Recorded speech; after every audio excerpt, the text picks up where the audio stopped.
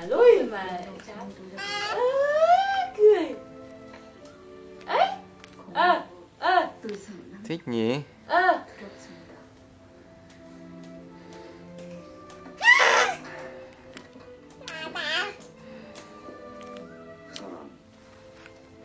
Người đó là người trong tim cậu phải không?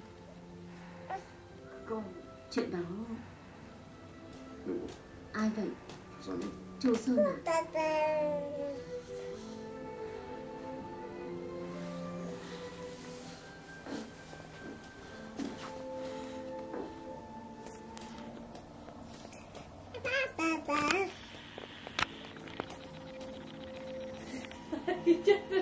Này, cắn cái gì đấy?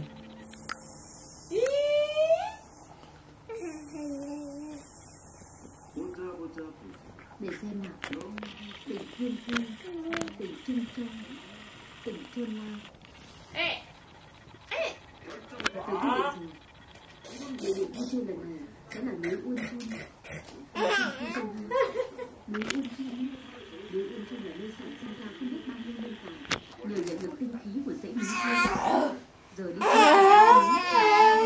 quay chết đi được.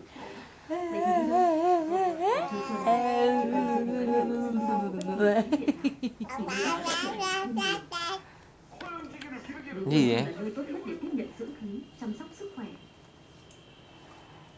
Lần này vui chơi, ta sẽ thưởng bằng thăm bao tiền, nên sẽ đi núi Uôn Chun. Bye bye nào. Bye bye. Bye bye nào. Bye bye. Con gái ơi. Con gái. Tình Chi ơi. Bye bye. Là góp một phần cho tương lai bye bye.